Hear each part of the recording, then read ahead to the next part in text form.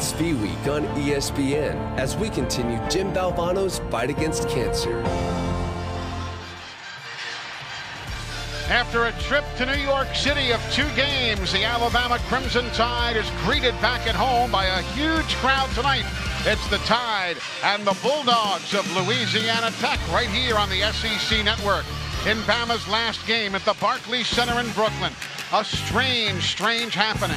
After players encroached on the court during a skirmish, Alabama's entire bench was ejected. Then, when play resumed, the Crimson Tide lost Dazon Ingram, who fouled out. They were down to 4 players on 3. Then Petty goes down with an ankle injury, and the Tide end up playing with 3 players on 5. 3 on 5 for the rest of the ball game. They outscored Minnesota 28-24 in the final 10-50, but end up losing the game, but a great effort. Everybody's back, set to go tonight. The starting 5 for the Crimson Tide. There you see them right there, including Colin Sexton, who had 40 the other day, while the visitors from Ruston, Louisiana, set to go with a record of 5-0. There are their starters, and we are glad you're with us. I'm Eli Gold, Coach Wimp Sanderson alongside, and we are underway, a Wednesday night of hoops here in Tuscaloosa, Alabama. And Coach, it'll be interesting to see how Bama gets going here with a good quick start if they can. Well, it certainly will. This is a basketball team. Both teams are really positionless. In other words, 1, 2, and 3 can play 1, 2, and 3. The least little bit of an opening right there, somebody's going to take it. Yeah, they certainly are. All 3 of these guys can play any position on the perimeter. Eli, I think you'll see more scoring on the perimeter than you will inside, although Tech has a big guy inside, and Alabama's got certainly good basketball players there, but the perimeter is a big thing. The surprise for me is that Alabama has had double figures out of all 3 or 4 of their perimeter players this year. Bracey, a free throw shooter at 67% on the line for the Bulldogs, and he'll can the first for head coach Eric Kunkel in his 3rd year at Louisiana Tech. That is he in the middle with the blue tie standing up. 51-20 is his coaching record at La Tech. He's been in the business, though, for 18 years. As the second shot is up and good for Bracey, and Louisiana Tech takes the 2-0 lead. Tech always presses, have a 2-2-1 zone press after the free throw. 2 good made free throws there, and we'll see exactly. Petty is so quick with the basketball. Great pass. What a dish inside to Dante Hall, who jams it home, and Alabama ties it at 2. And clearly Petty showing no after effects from that twisted ankle in Brooklyn on Saturday. Lost the handle to White, and Dazon Ingram can't get the kiss off the glass, but is fouled. Avery Johnson, the head coach, there he is for the Crimson Tide, flanked by John Pelfrey on the left of your screen, Yasir Redmond to the right of the screen. The other assistant coach not in that picture is the great Antoine Petway, as Dazon Ingram is at the line. Alabama a much better basketball team, Eli, when they run with it, when they get it off and get it out. That's the reason I said they're positionless. They can throw the ball to any of the 3 guys. As you noted a minute ago, Petty took the ball on the dribble, kicked the basketball off to the big guy inside Hale, and he stuffed it. That's what I'm talking about, a 3-man being able to put the basketball on the floor. So 1, 2, and 3 can play any of those positions, and I think that's huge. It makes it very difficult for the defense to defend them. And Dazon Ingram with both the free throws gives Alabama their first lead of the night. It's 4-2 for the Crimson Tide. This is the 6th meeting ever between these 2 teams. Bama has won the first 5, but they haven't met now in the last dozen years. It's been a while since the Bulldogs and the Tide have gotten together. Great D coming from behind by Hall to swat it away. Quick break, alley, but no oop. It was off the mark from Dazon Ingram. The transition game, quick, and a foul. Well, they got the breakout, but they didn't do a very good job at the other end of it. They got a little bit too fancy trying to get the dunk play, and they get it out well, and they get the basketball out, and actually it's not a very good pass. So certainly we want to You want to get it out. You want to get it down. You want to do something at the other end with it. And Alabama didn't do that, but they are a very good basketball team when they run with it. I told you my experience at Louisiana Tech, and not that the listeners want to hear about it, but I played there when I was at Little Rock, and we had a total of 8 points at the half. Really? Yeah, I tried to go home. I bet. Now, one problem for Alabama, it's a great story. One problem for Alabama is that Daniel Giddens, the 6'11" sophomore in the middle, now has 2 fouls. So he's been replaced by Riley Norris, averaging 7.3 a ball game. Norris, of course, more of a scorer than Giddens. There's the dish, and there's the lay-in that we talked about from Riley Norris. Well, certainly a great pass inside there. And Collins is not only a great shooter and a great rebounder and a great everything, he really gets the basketball to the open people. Gracie finds an opening. And there's the feed inside to their big guy, Janiah White. He is a true 7-footer from Duck Hill, Mississippi. They did a nice job of dribble penetration to the little lob pass inside. That's the best thing you can do for the big guy. He's not going to be a scorer outside on the lane, but he is going to score inside. Shot won't go down for Sexton. And now the other way for Bracy for Louisiana Tech. And you can't pass up a shot like that. Jacoby Boykins, a 35% three-point shooter, gives the Bulldogs a 4-point lead. Boykins, one of the returning starters for La Tech. Petty. Boy, the nice arc on that finger roll. Well, Petty's got great handles. He handles the basketball very well. He looks well when he has the ball and get the ball to the open people. He's an all-around player, no doubt about it. Jalen Harris, number 2 for Louisiana Tech in blue.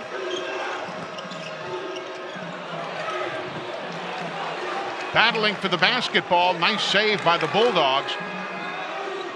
And again, wide open for 3 is Jacoby Boykins. 3rd team All-Conference USA this year, and he has a couple of quick trays. Well, he's attempted the most threes of anybody on the team. Not quite the shooting percentage that Harris has, but he's drilled these 2. Running layup doesn't go down for Sexton, and a whistle underneath.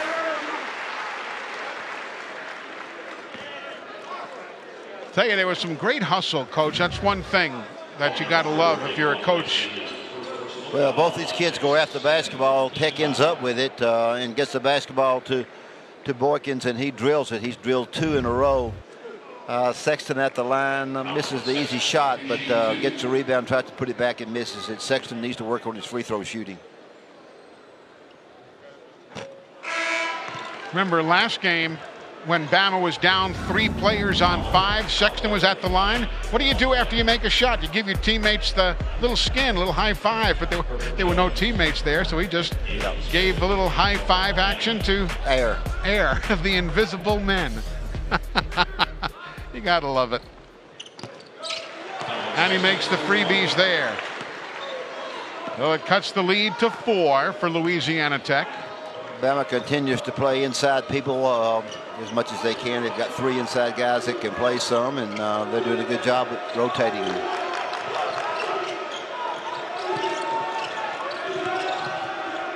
Very quick on the perimeter. Bracy's very quick with the basketball. Harris is quick. They all play very, very hard and very smart.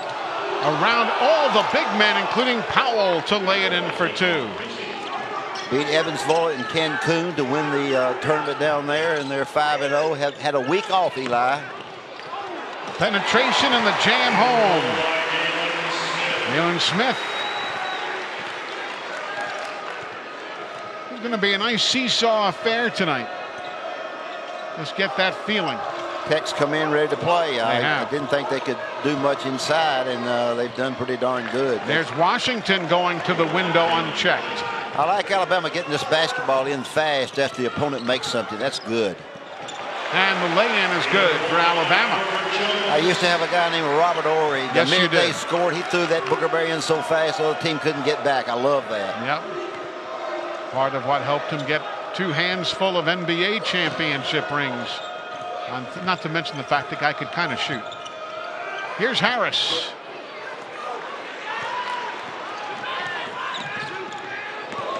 Nice move, flying through the air, and the foul. We're coming right back. More from Tuscaloosa next.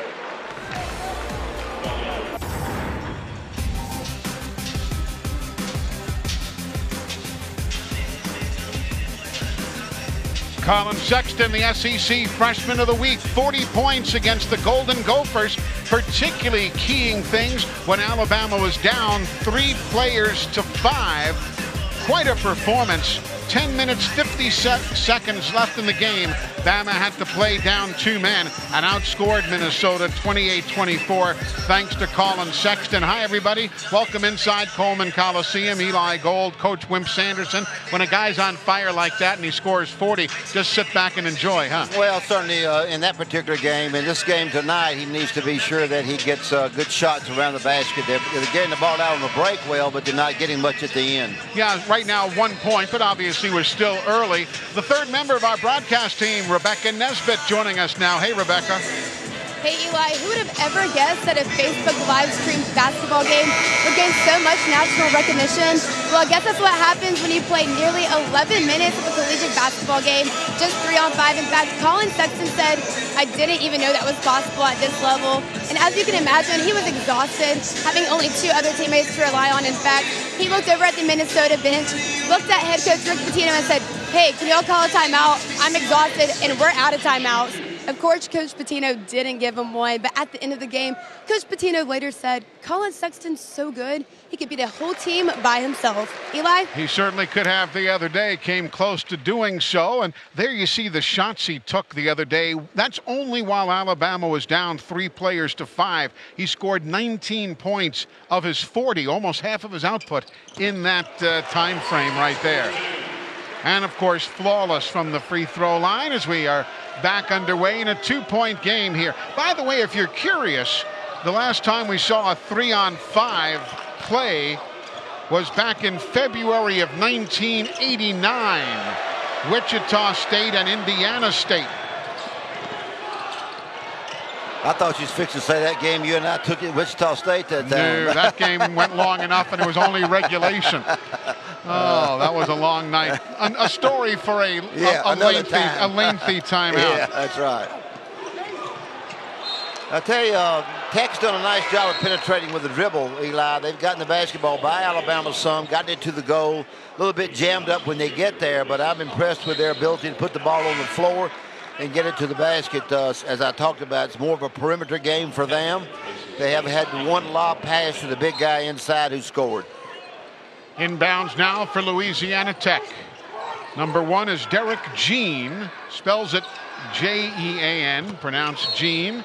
The shot's off the mark, but there's a clearing out foul underneath called by Patrick Evans.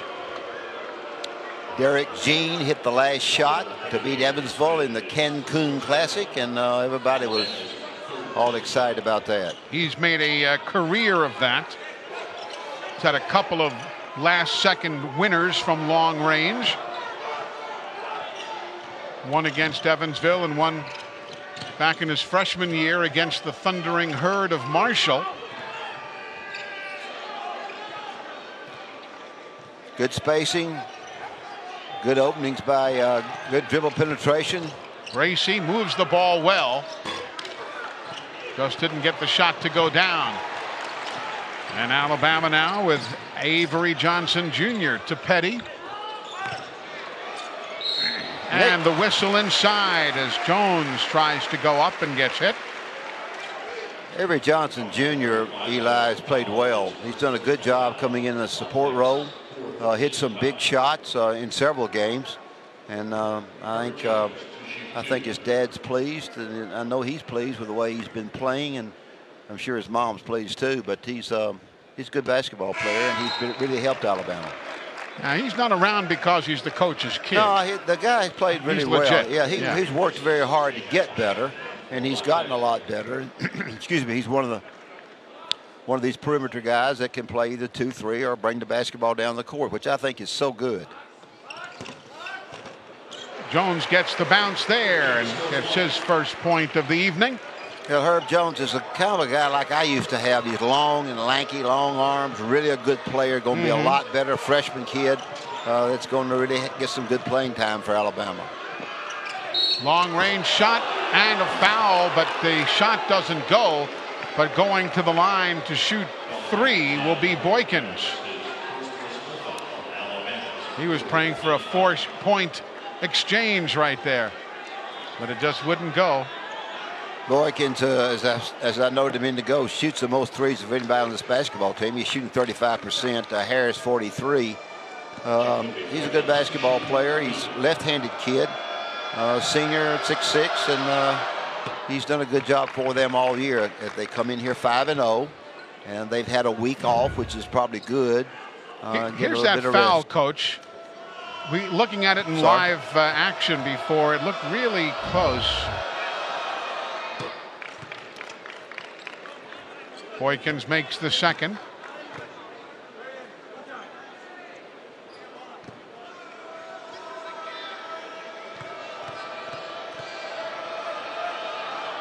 Louisiana Tech has led by 6. Alabama has led by a pair. Nice long lead. Jones and the charge. They're going to call an offensive foul on Jones. And all of a sudden, he's got a couple. You know, the one thing you have to do, Eli, in this press is that you can't let the basketball be thrown over the press in one pass. And that's what happened then. They threw the basketball over in one pass and got the basketball. A missed call, probably. He may have moved a little bit. Looked like there. Powell was probably moving. A little bit moving. He goes to the bench now, escorted by trainer Byron Butler. He tries to check on his big man.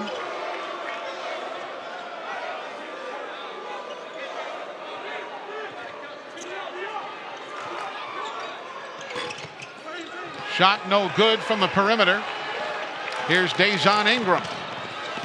Knocked loose from behind and out of bounds. It goes off. DeRougie, number 10 in blue, as Avery Johnson signals the offense. Dazon needs to recognize where he's going, what he's doing. I think he gets into traffic sometimes and doesn't have a good pass. He needs to work on that a little bit. Jalen Harris checks in for Bracey for Louisiana Tech. Avery Johnson off the glass for 2. That's his favorite shot, going right, throwing that thing against the glass really high. He does a great job of it. Here now is Derek Jean to Boykins. They're averaging 84 points a game in their first 5 outings this season. And that is going to be an offensive foul, says Doug Shows, as he calls it on the other end of the floor. Well, the defensive guy, the help guy, got there and then calls the charge. He hustled over, and you see him causing the charge, or getting the charge. A great play, no doubt about it. Riley Norris had already set down roots there. He was growing there. Riley Norris is a good player. Works very hard. Been hurt. Had a bad, I think, a bad hip, but he's gotten a lot better. He's very skilled, very tough. Ingram saw an opening, but Janiah White, the 7-footer, wasn't going to give him a free ride there. It'll be the second on White. Well, they'll say it'll be his first foul. They had removed one from him and given it to Harris earlier. So the first on the 7-footer. If you're going to dunk it, you got to make it. Yeah.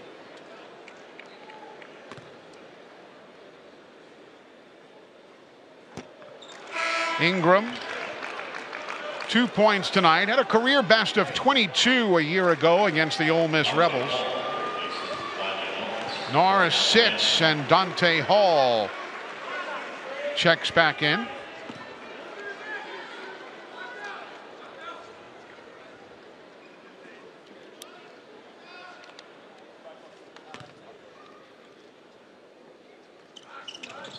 Shot is short. Outlet feed, 2 men behind the defense, and it's laid in by Daquan Bracey. What you were talking about before, Coach. Yeah, nobody back. Nobody ready to go, and he's not back. Lob pass, easy one. Avery Johnson Jr.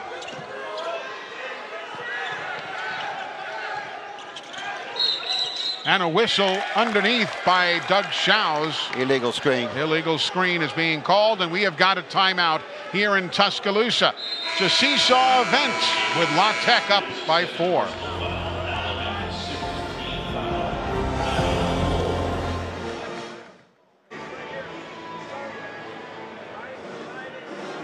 Nothing of 6 in their last 6 field goal opportunities, but meanwhile they posted the wins down in Cancun, swept the tournament there, and come home with the championship.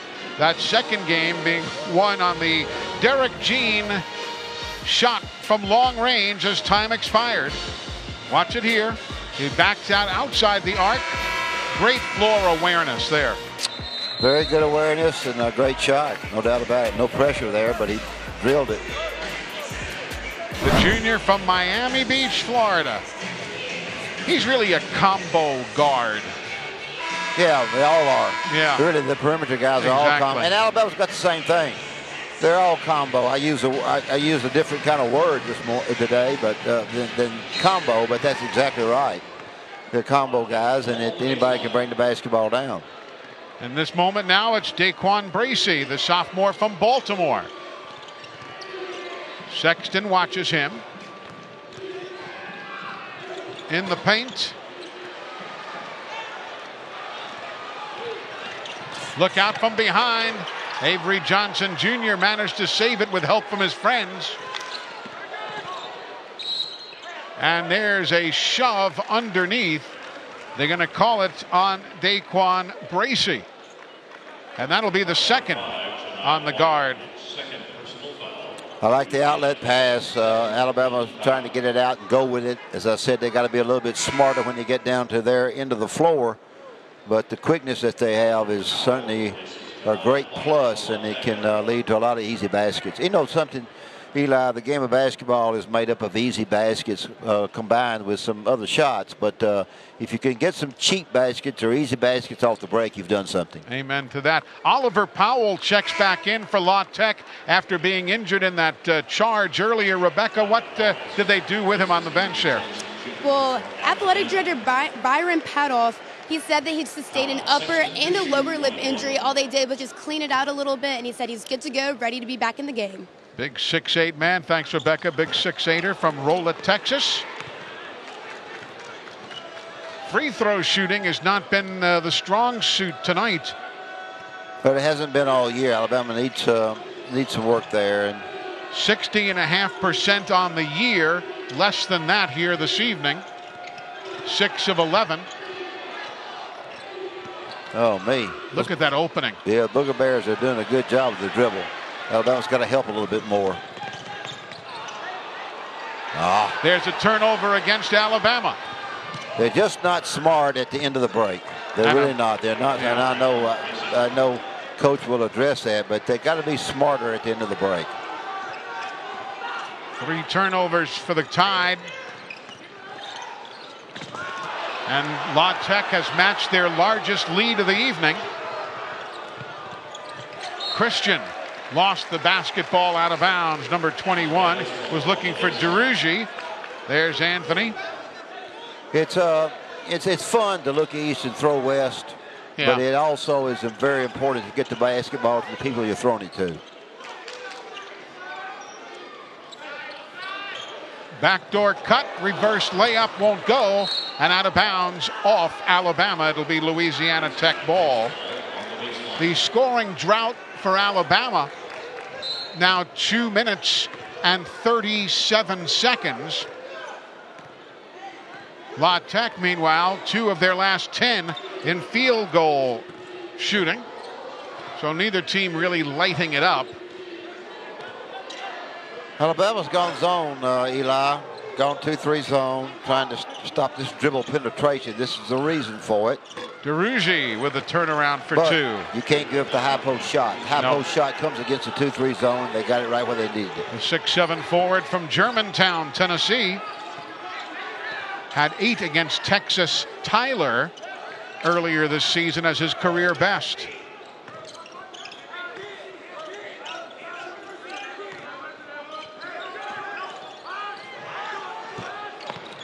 Shot doesn't go down by Petty.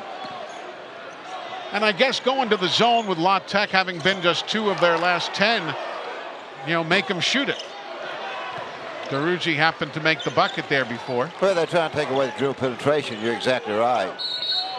And the whistle underneath and a blocking foul. Let's take a look at that zone again and watch how it was broken by Louisiana Tech, Coach. Well, they set a player on the high post, and a player on the high post behind the front part of the zone. If the big guy doesn't come up, Hale didn't come up, he's got a wide open jump shot and he drilled it home. So you've got to adjust a little bit. Most people have a high post and a low post against 2-3 zones. And when you get the basketball to the high post, at least the shot has got to be contested. Hey, folks, Saturday at 1 p.m. Eastern, the SEC Nation traveling pregame show heads to Atlanta for the SEC Championship game between Georgia and Auburn. They'll break down everything from the gridiron to the grill. SEC Nation, presented by Dr. Pepper, right here on the SEC Network and also streaming live on the ESPN app. That's Saturday.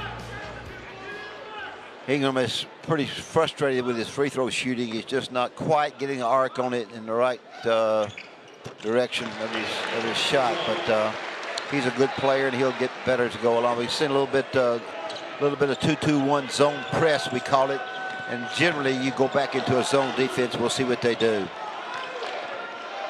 La Tech had an 8-point lead, now 7 with the ball. I think Petty thinks they're playing man and the rest of them think they're playing zone maybe on this trip. Christian, long range, shot doesn't go, and out of bounds, and a foul underneath. So the whistle on Kyle McKinley, who had just checked in, a 6'10" sophomore from Stillwater, Minnesota, that is.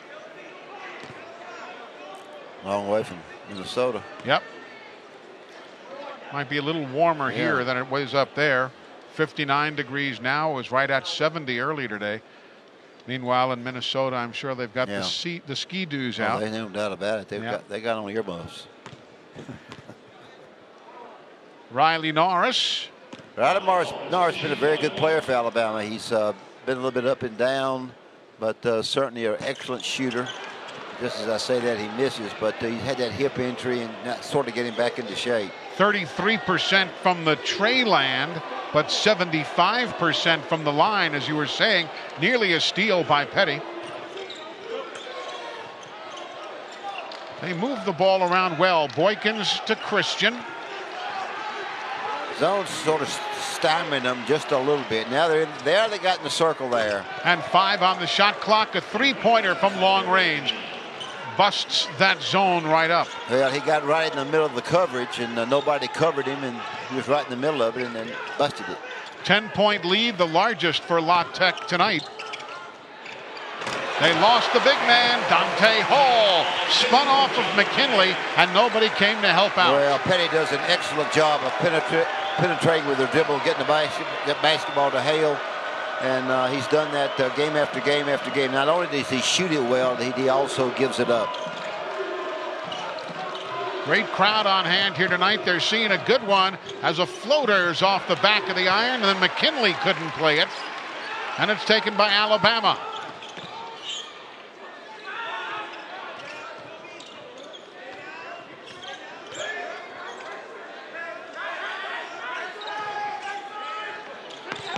Inside. And the foul and the basket. A pair of zeros going head to head. Boykins commits the personal foul as the basket falls for Dante Hall. Well, and a pair of great dribble penetrations and shots. Meanwhile, Derek Jean with a 3-pointer, while Hall jams it home at the other end for Bama.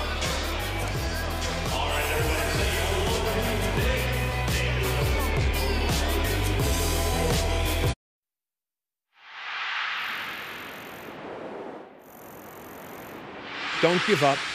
Don't ever give up. V-Week here on the ESPN family of networks. The foundation started by Jimmy Valvano, funding research for all cancer types at leading cancer centers and research facilities all across the country. There you see the lead right now. It is 6. La Tech is led by as many as 10. Alabama has led by 2. Eli Gold and the coach, Wimp Sanderson, with you. Free throw by Dante Hall. And now a little more pressure by Alabama. Yeah, a little more trying to keep the basketball off Boykins as much as they possibly can. Face guarding him a little bit, trying to defend the dribbler. Washington tried to penetrate through. 5 on the shot clock. Washington off the glass for 2 more.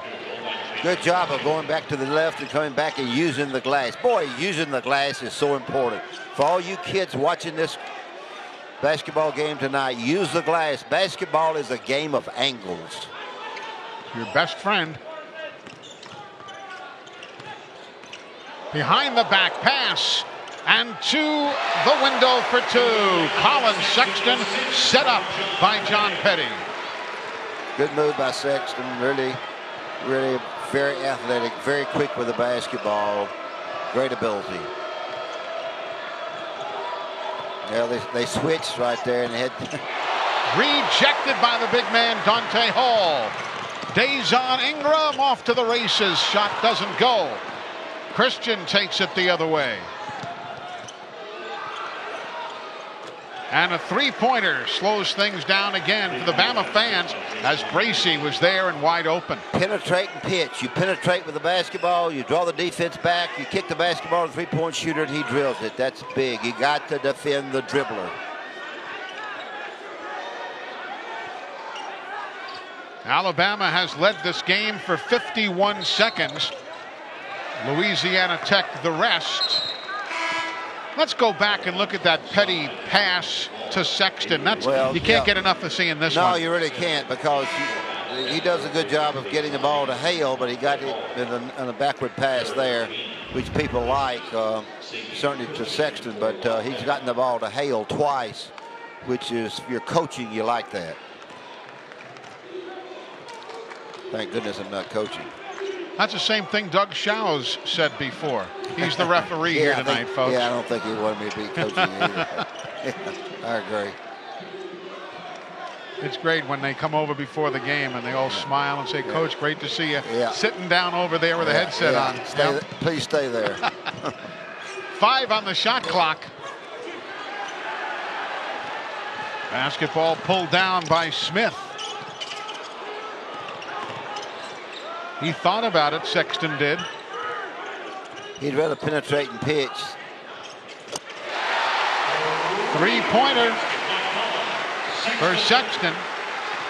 It'll be his 12th tray of the year. And timeout is being taken by Louisiana Tech. They'll talk it over. Of course, Alabama's been feasting on 3-point shooting this year. Here's Sexton. Well, you're a little bit late getting to him. There was no contest. You know, you got to contest shots, and that 3 was not contested. Of course, they call a timeout because Alabama's moved into, not a closer situation at 34-29, and trying to get themselves straight, get themselves a little bit more organized. Speaking of Louisiana Tech. There are some of the numbers for the Alabama Crimson Tide. Look at that. 5th in field goal percentage, 8th in block shots, 30th, still not bad in 3-point percentage. They come in shooting 41.5%. That'll win you some hoops right there. Yeah, it will. And get you ranked number 24. Yeah, as long as you can make some free throws. Yeah.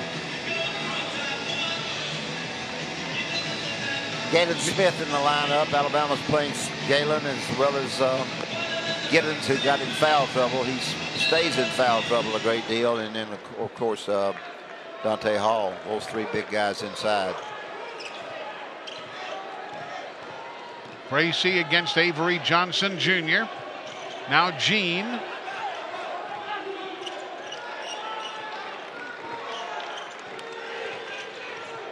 Great day in the morning. Wow. That one was downtown. It was, and then some. Yep. Riley Norris alone, and he can shoot him. Not that time, and the tip back is taken by the Bulldogs. Nice feed from Gene, but the whistle on the penetrate and a couple of shots here. Well, that's where the defense gets there late, Eli. He already made his run to the basket off the quick pass, and the defense hurried, but they got there too late. The block was called. So Washington is at the line shooting a couple. For all you kids watching television and watching this game, it's so important to move defensively with your feet and try to defend the dribbler with your feet, not your hands. And that's really important. And it's also to remember that there are good threes and bad threes. Yep. The good threes you need to take, the bad threes you need to give up.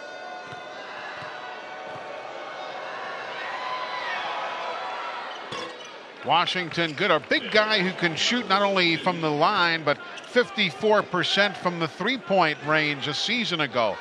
Well, he's a guy with size who has a pretty good touch.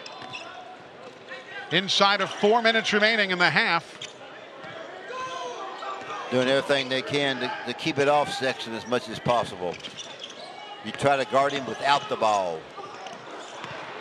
Inside, no, and the battle, and Doug Shows calls a shove on Galen Smith, I believe. And the whistle. We've got timeout here in Tuscaloosa. Back in a moment. Hey folks, don't forget Friday at 7 Eastern, it's Thinking Out Loud, presented by Regions Bank.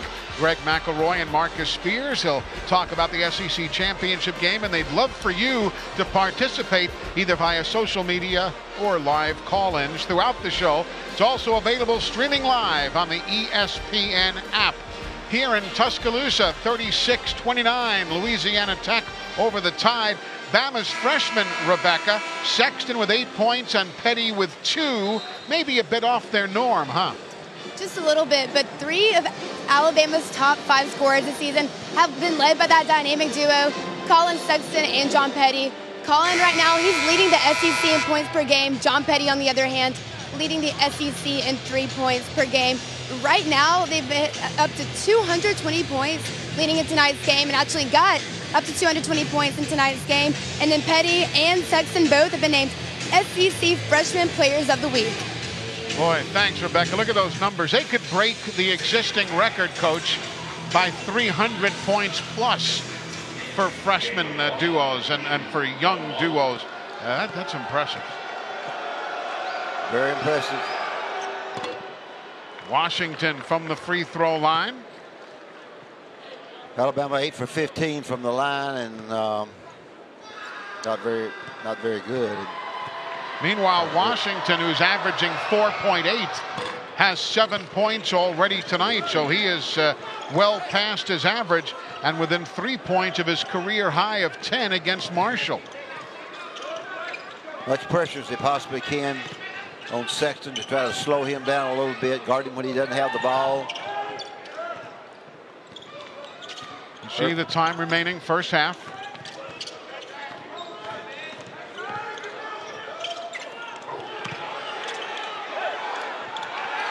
Shots rejected inside.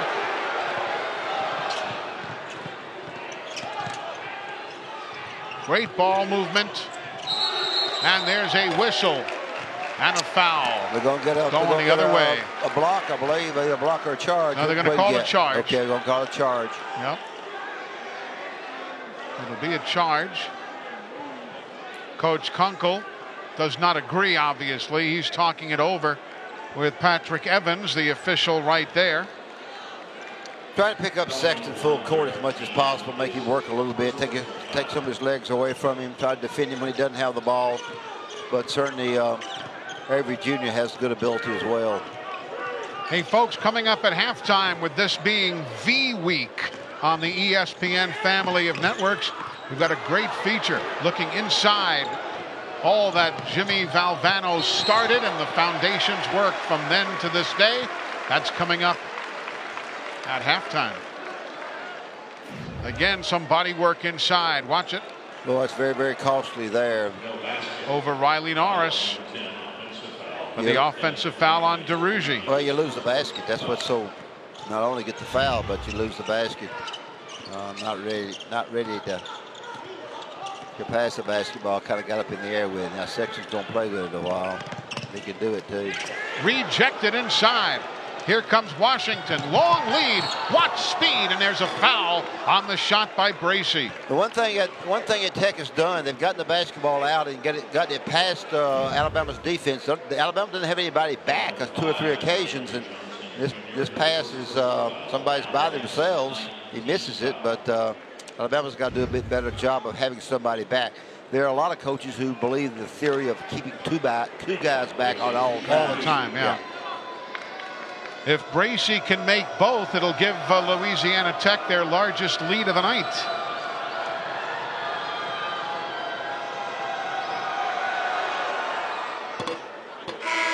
Doesn't make the first, as Alabama's going to bring in 3 fresh players.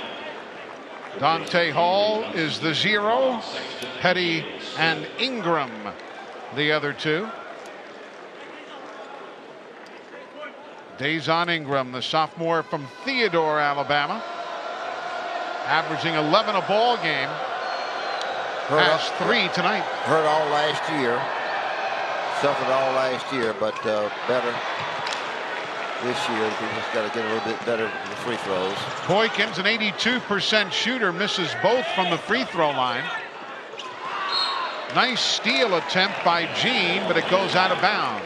Got to do a little bit better job of looking to where you throw it. I think it's looking off a guy though often works, but yeah, not always. Not always. For me, it doesn't.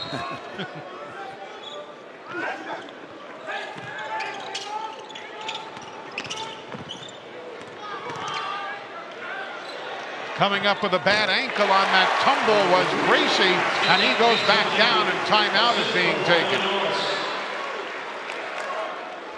Quite honestly, when I saw it the first time, I thought it was a bit of an embellishment, but clearly not the case. Watch it again and see, as he obviously fell awkwardly on that drive by Ingram. No, it's big there. Bracey is. Yeah. You saw his ankle. He just kind of fell awkwardly there. He's very, very quick with the basketball. And not only can he dribble penetrate, but he gets the ball to the open people. So I don't know if they're going to. I tell you what, those ankle injuries are not good. Yeah, it twisted them all up. It was an ankle and the knee. They were reaching for both areas. A guy who averages 14.8 a ball game. Here's Christian now. Inside of 2 minutes remaining in the first half. Washington. And the whistle as he tried to get position. Yeah, foul on the big guy inside. Kind of a cheap foul, but the foul was called. It's the second on Riley Norris. A senior from Albertville, Alabama. In that multiple overtime game against South Carolina last year, Riley had 27 points. Tech can't buy one now from the line. Only time in the game, Eli, that you shoot the basketball standing still. And kids struggle like the Dickens. They're too busy shooting three-point shots and not shooting enough free throws. Tech no field goals in the last 4 minutes and 7 seconds of play.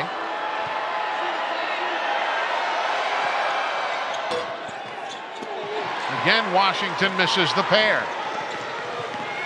6-point lead, make it 4 as Alabama's Dazon Ingram runs the floor.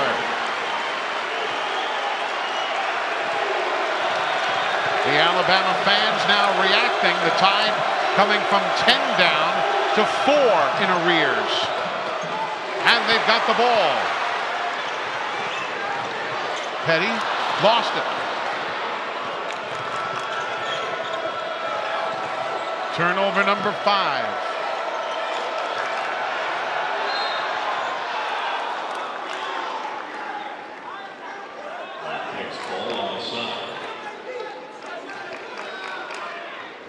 Turnover numbers now 7, excuse me. Tech trying to play a little bit too fast with the lead, and they're jacking up some shots that are not there. Get your shot. Get your shot. Make the defense work. Jones and Washington, a good battle inside. 4 on the shot clock. Rouge, no. Rebound, Alabama. Careless, careless, careless. You cannot throw the basketball away and turn the basketball over and be successful. Alabama has not done a good job of looking the receiver. Nor did La Tech right there. Lots of steps and a whistle and a blocking foul. Jones will be going to the line. Got a pretty sloppy basketball game right these last really 3 or 4 minutes. Derek Jean on the whistle coming back. It'll be his first. And the little man's coming back in. He's going to come back in and try it. Bracey. He's at the scorer's table. But Alabama's made a good comeback and they have got the thing in decent shape. Jones, a 75% shooter, draws the Crimson Tide to within 3. And there you see bad ankle and knee. Bracey returns in, giving Jean a breather here in the final 30 seconds of the half.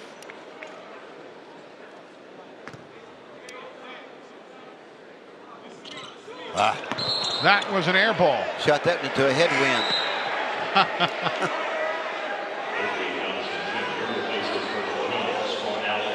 So Jones takes a seat.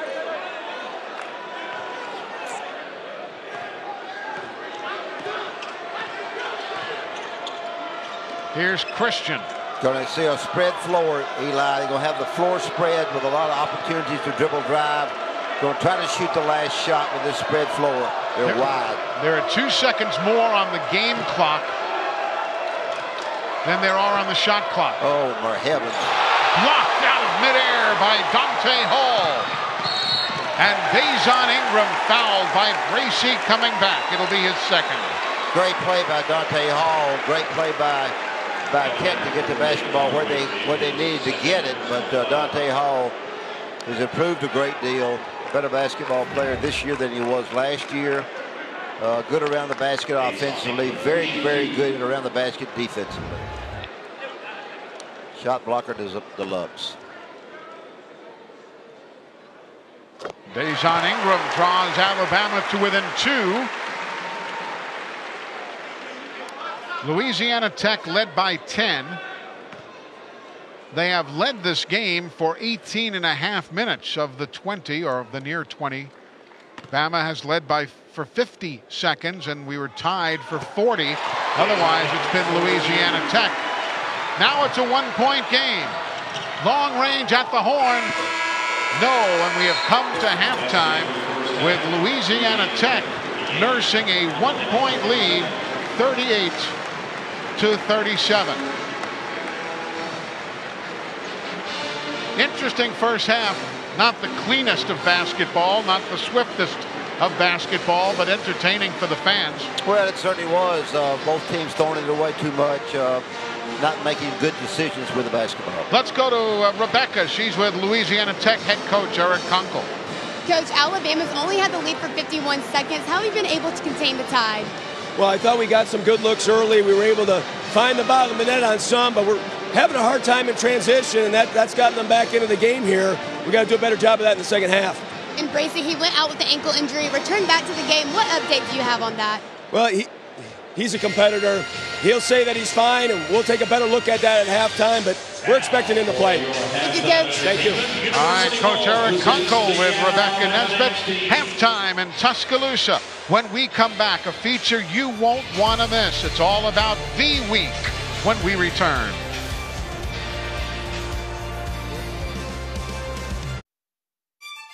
The President's Mansion here on the campus of the University of Alabama, where neither I nor Wimp Sanderson reside. I'm Eli Gold. It is halftime here in Tuscaloosa. There are the numbers as we welcome you inside Coleman Coliseum. You know, this is V Week here on ESPN and all of the affiliated networks, started by Jim Valvano years ago, a foundation that has now given better than $200 million in cancer research grants. Let's learn more about Jim Valvano and V Week.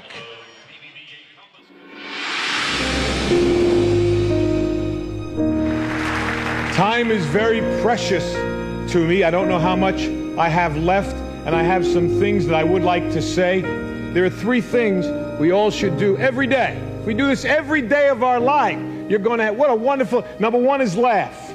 You should laugh every day. Number two is think. You should spend some time in thought.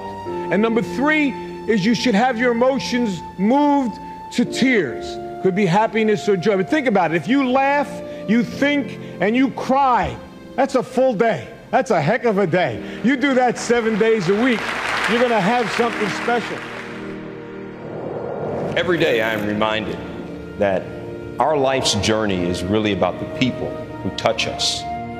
As of Sunday, I didn't even know if I'd make it here. I couldn't fight. But doctors and nurses could. The people that I love, my friends and family, they could fight. Through it all, I learned that strength, true strength, isn't when you face down life's challenges on your own. It's when you take them on by accepting the help, faith, and love of others and knowing you are lucky to have those. My beloved bride, Stacy. In the darkest of moments, we embraced and we prayed. Please, don't leave me, she pleaded. We can fight this together. Listen to what Jim Valvano said 21 years ago. The most poignant 7 words ever uttered in any speech anywhere. Don't give up. Don't ever give up. I can't ever give up because I can't leave my daughters. Coach Valvano didn't. So to be honored with this, I now have a responsibility to also not ever give up. Whatever I might have imagined a terminal diagnosis would do to my spirit, it summoned quite the opposite. The greatest appreciation for life itself. So I will never give up. I never imagined that I'd be able to be standing here 20 years after Jimmy V's speech and say that because of all the donations, research, and support, mine is one of the lives that's been saved. 500,000 people will die this year of cancer. And I'd also tell you that 1 in every 4 will be afflicted with this disease. We need your help. I need your help. We need money for research. It may not save my life. It may save my children's lives. It may save someone you love. When you die, that does not mean that you lose to cancer. You beat cancer by how you live, why you live, and in the manner in which you live. So live, fight like hell. And when you get too tired to fight, then lay down and rest and let somebody else fight for you. I will live my life full of love and full of fun. It's the only way I know how. Cancer can take away all my physical abilities. It cannot touch my mind, it cannot touch my heart, and it cannot touch my soul. And those 3 things are going to carry on forever. I thank you, and God bless you all.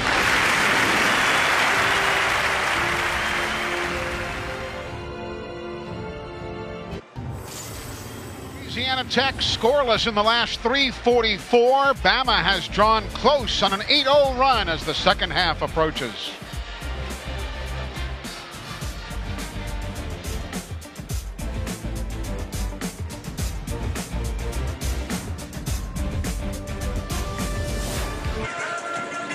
A great crowd on hand here in Tuscaloosa, and they've seen a dandy Louisiana Tech by a point. They have led by as many as 10. It's been a seesaw kind of game here today. I'm Eli Gold. Coach Wimp Sanderson is alongside. Again, a lot of mistakes, some shooting that's good, some that's not. It's just been that kind of a game. Well, certainly the turnovers have been not been good for Alabama or Louisiana Tech. Alabama's getting it off the board very fast. They're getting it down the floor very quickly. They're running the floor well. They're just not converting at the other end. So they've got to clean that up. Louisiana Tech has made 2 more threes than Alabama has, so it's anybody's game. From Wimp Sanderson, let's fast forward a number of years now to the current coach, Avery Johnson. Coach Johnson, your team went on an 8-0 run right before the half. What adjustments would you like to continue into the second? Well, we took better care of the ball to finish the half. We got out and ran. We played much better on the defensive end, containing the ball and rebounding, which allowed us to run. What about an offensive run? How would you like to see that improve? Well, we got to be a little bit more patient on offense. There were times I didn't even see one pass. That's not our offense. If we got something good, we like getting the ball to the basket, but if not, we got to make their defense work a little bit more. Thank you, Coach. Coach Avery Johnson with Rebecca Nesbitt. Let's take a look at some of the highlights from the first half of play. Daquan Bracey has been the guy for Louisiana Tech. Well, he certainly has. He's very, very quick. He got out early. The Alabama defense didn't get back. He goes through Alabama on a quick dribble, and then he hits the three to knock it down. So he's been pretty good inside and outside. 14 points, but he does have an ankle and knee injury. He came back to play. We'll, of course, monitor that here in half number 2. Meanwhile, Colin Sexton, not the most blazing of starts. Right now, 2 of 9 from the floor. He has 8 points overall. Well, he's gotten a little bit too fancy with it. Of course, I know that's his game, and I know that's the way he plays. He just needs to do a little bit better job of getting the ball in the basket. They need to do a little bit better job of passing the ball and not turning it over as a team. If you're just joining us, there's the summary. The Tide on an 8-0 scoring run. Louisiana Tech scoreless in the last 3:44. Alabama has led once by 2 points. Louisiana Tech has led for the majority of the ball game. They have led by as many as 10. And here we go, second half underway in Tuscaloosa, and they still can't break the scoring drought. Bama to try and take the lead. They can't. But a whistle underneath on the shove, and I believe they're going to get Jalen Harris his third. Let's listen in and see if they call him on it. They had a choice. It is going to be Harris's third. Well, it's obvious that the foul occurred before the shot. Kind of a late whistle. Colin Sexton, number 2 for Alabama. And Washington kicks that one out of bounds, so they'll reset things. Ingram kind of posting up a little bit. Got the one big guy in there and the 4 perimeter guys. Giddens has not been back in the game since those early 2 fouls. They had 2 fouls within the first couple of minutes, and we have not seen the big guy since. And it's tough when you lose a man who is 6'11 and a half. Turnover right there. Just sloppy basketball, no doubt about it. Sloppy again on this end. Turnovers, plenty. Yeah, neither team doing a very good job of handling the ball. And the shot doesn't go, but a foul on attempting a 3-point shot. So it's going to be Petty picking up the personal, his first, and a 3-shot opportunity here for Louisiana Tech. We've got a game of turnovers right now. Both basketball teams trying to not doing a very good job with it, of getting the ball to the open people. They'd like him to run with it, but there's nothing happening at the other end.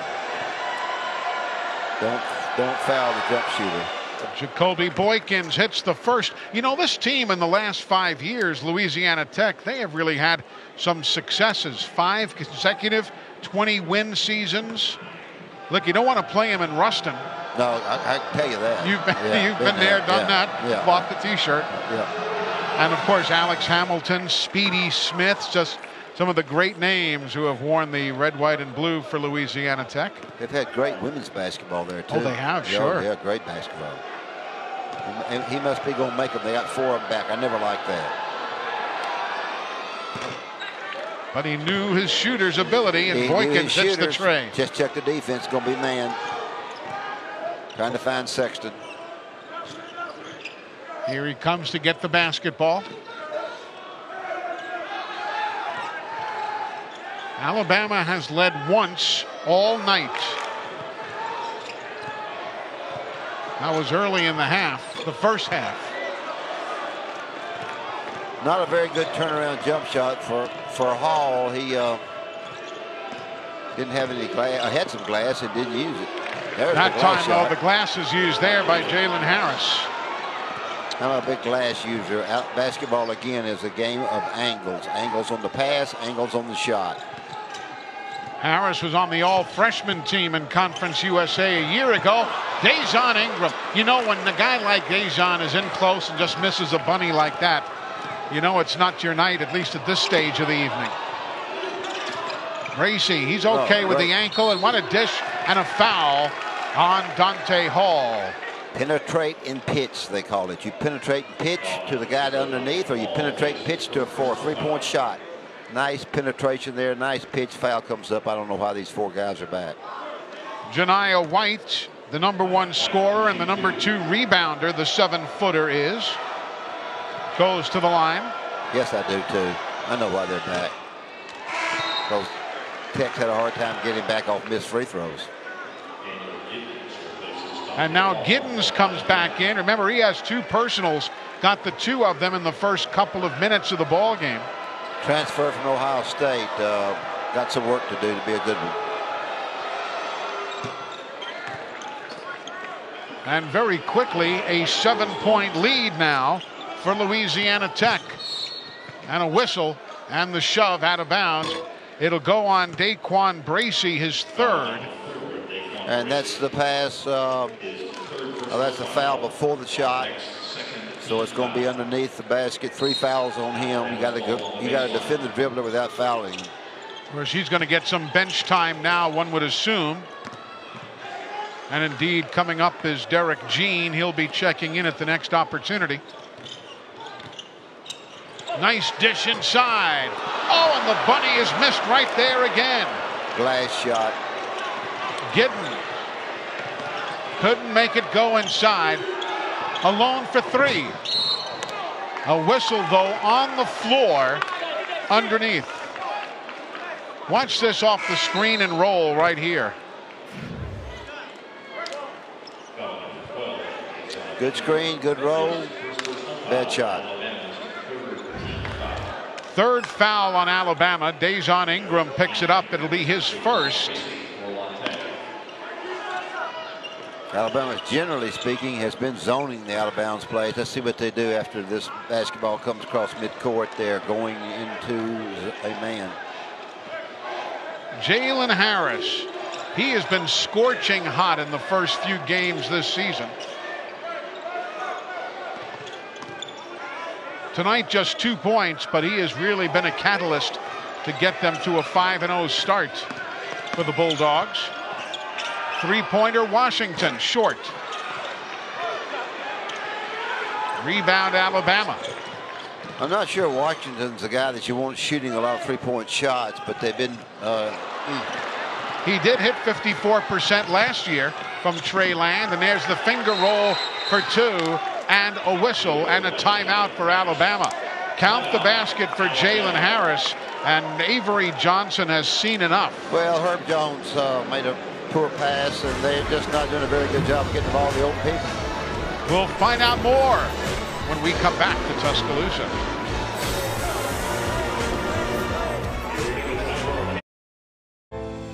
It's Bee Week on ESPN as we continue Jim Valvano's fight against cancer. The V Foundation, founded back in 1993 by that man, the great coach Jim Valvano. Wimp Sanderson, you played against his teams, didn't you? Well, I certainly did. I think, in fact, I think it was the year they won it all. We got beat in Denver 3 or 4 points, but they had a great team. They've been pretty fortunate, really, but they did a great job. Yeah. And he was a heck of a guy. certainly very, very sad to see him go so early. Yeah, that bottom line there is important. 100% of the direct donations go to cancer research programs. The operating and administrative expenses come from the foundation's endowment. So if you make a contribution, you know that the money is going exactly where you want it to go, and that's cancer research. So folks, if you want to do something special for a lot of folks, think about a contribution to the V Foundation, as the basketball is going to be called with a jump ball, and the arrow is heading to Alabama. He spoke at one of our banquets, either mine next to last year here. Quite the man. You know, there are 15.5 million cancer survivors in the country today, and the survival rate for many of the different cancers are continuing to increase. We played North Carolina at North Carolina State's building one time, and I walked into his office. I said, "What do I need to do?" North Carolina. He said, "I don't know. I don't ever beat them." Nice help, huh? That's Wimp Sanderson. I'm Eli Gold. Glad you're with us here. Rebecca Nesbitt joining us on the sidelines tonight. Alabama has led by 2 points once for 50.5 seconds. Otherwise, Louisiana Tech has led all night by as many as 10. Long-range shot doesn't go for Harris. He's never met a shot he didn't like. No, he really had nobody under at all. He just jacks it up, and then wasn't a very good three. A good threes and bad threes. Avery Johnson with the scoop that doesn't go down. He's a scoop player. He likes to shoot that scoop shot. Makes it most of the time. 8 on the shot clock, and they're going to call a blocking foul as Jacoby Boykins will pick up his second. Griffiths to get a timeout. And there it is, the horn for a timeout here at Coleman Coliseum. Bama's been struggling against La Tech tonight.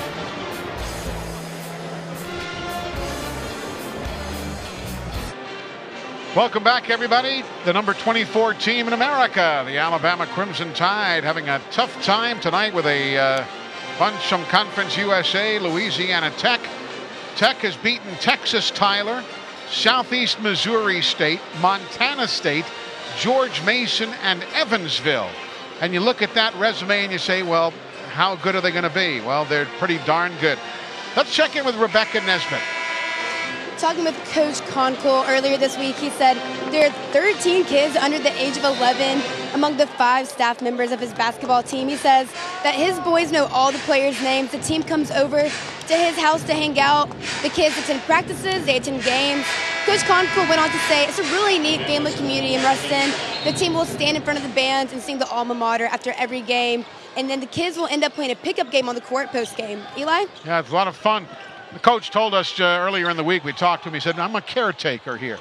Not just for the program, but for the kids. And it's a great atmosphere. And, of course, Louisiana Tech off to a great start this season. Last year, 23-10, 14-4 in Conference USA. Back-to-back 23-win seasons. Harris off the window for 2. Well, he really made a good move then because Giddens had set up for the charge, and he got around Giddens and used the glass. Good shot. Alabama needs to. They got Reese in there now, young freshman from Pelham, to see what he can do. He shoots a lot of threes, which I'm not sure is good or bad.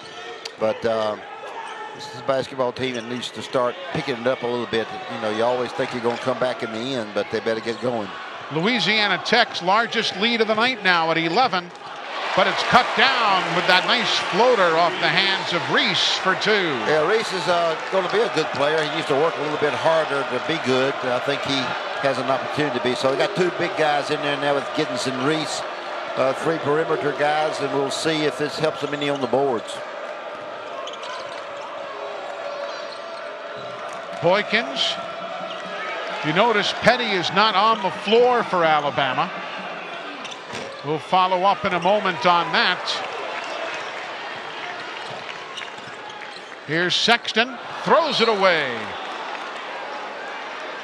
been too turnover. Much, yeah, a little bit too much game of turnovers here. I don't know what it is, but it's certainly not to Avery's likings. He's taking Sexton out, giving him a breather for a minute. Look at this, Wimp. Let's cut you for a second. Look at the extreme left. The last 2 timeouts, Petty has not been in the huddle with the team. He's been sitting all alone by himself. Yeah. Maybe the ankle that he hurt in Brooklyn. I don't know. Maybe, or who knows? Maybe could be.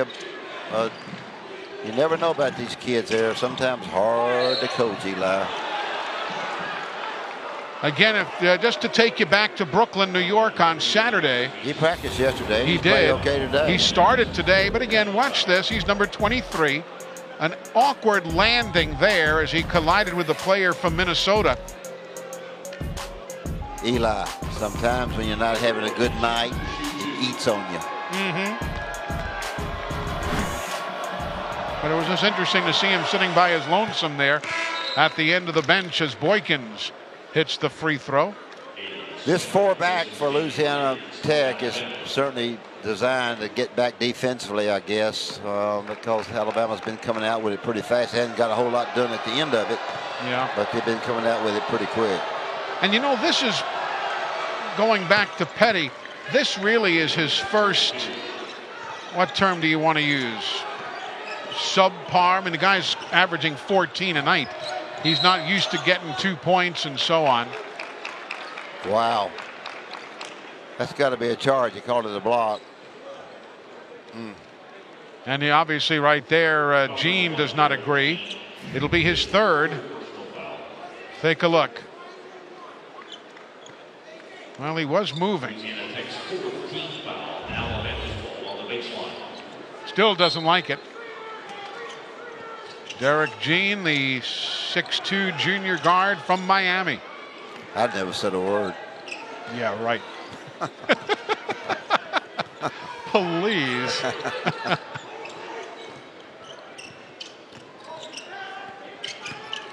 Ingram saw an opening, and there he goes for 2. Days on Ingram. It's a 9-point Louisiana Tech lead. Fans looking on, trying to help as best they can. Powell is back in the game, number 35 in blue. He's got 2 fouls. I'll tell you what. Look at the offensive board. Boykins will drive you crazy. And a third or fourth try, and it finally goes down. Well, it was a good tip, Powell. Yep. Good tip by Boykins. Never seen a shot he didn't like. I thought Smith might have had a play there for Alabama, but he didn't. And then the foul called by Doug Shows under the basket to our right. Let's go back and look at this possession again, Coach. All right. All right. There's the block. Shot number 2. Tip in number 3. Number 3. Yep. Number 4. Yep. What's a foul situation? I lost count. Personal fouls in this. I mean, the team fouls. I can't find them.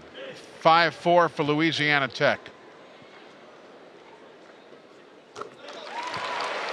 As Ingram draws Alabama to within 10. I think they're going to save Sexton down the stretch, give him a little bit of a breather, maybe bring big guy back in here in a minute.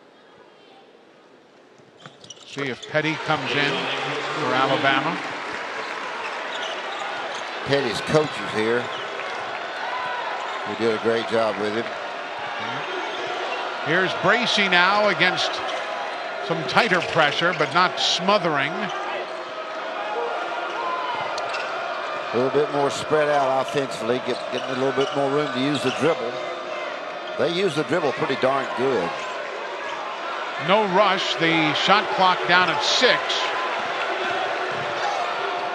Used the body nicely, but the shot didn't go, and Ingram gets the basketball. Let's see what happens here. Runs the floor and draws the foul. Well, they take it to the basket, and the foul occurs there. That's the 6th on Louisiana Tech right there. It was close to a travel. I don't think traveling is even called anymore. I don't know. It's called, anytime you ball fake, they call it travel. That wasn't one of them. But anytime you fake it at the basket, you don't even move your pivot feet. They call it. They drive me crazy on that. They haven't done that tonight, but generally speaking, any kind of ball fake is automatic travel.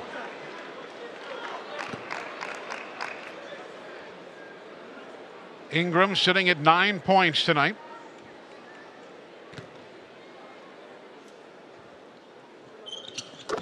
.58% shooter from the line, makes one of the two.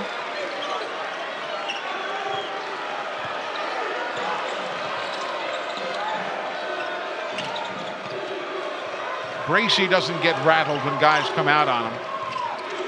Number 4 there in blue. He's been in control all night.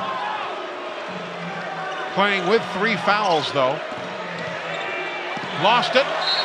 And out of bounds, it'll be Alabama basketball. Avery Johnson Jr. and others reaching in to knock the basketball loose. When he gets it in there, he doesn't have anything because Reese and the big guys are in there. He needs to do a little bit better job of, before he gets in there, get to the trees and shoot the jump shot rather than trying to go all the way. One hand try doesn't go. Bama with the rebound. And a whistle, and they have a timeout. We've got timeout on the floor. It's an 8-point ball game. Hey folks, don't forget Saturday at 1 Eastern, the SEC Nation traveling pregame show heads to Atlanta for the SEC Championship game. They'll break down everything from the gridiron to the grill. SEC Nation, presented by Dr. Pepper right here on the SEC Network, and also streaming live on the ESPN app. Here in Tuscaloosa, Louisiana Tech leads Alabama 52-44. That's what's going on elsewhere around the SEC tonight. Auburn winning. Tennessee is a final, and LSU up comfortably at the Maravich Center. Welcome you back in. Off the hands of Gene, and Alabama takes advantage of that turnover. Just absolutely careless turnover. Good job by Alabama. Gracie right up the middle, and the shot rejected and a whistle. Well, he's trying to do it by himself, and it's not good. I think Alabama. Alex Reese with the personal. There was some pressure. Watch this.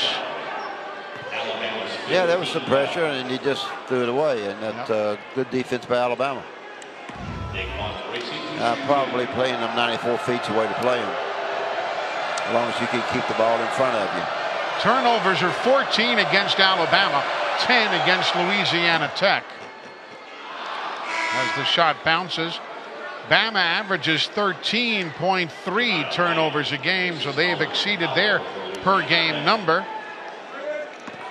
While Louisiana Tech is exactly at their per game average of 10. And that's number 11 in America as far as fewest turnovers in Division I basketball. And now timeout taken by the officials. May see some blood on somebody. Yeah, I think Ingram's got blood. He'll have to come out.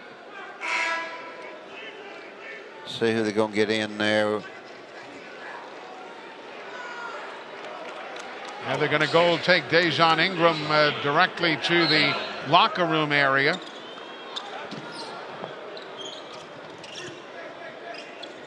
Reese's pass picked off by Louisiana Tech.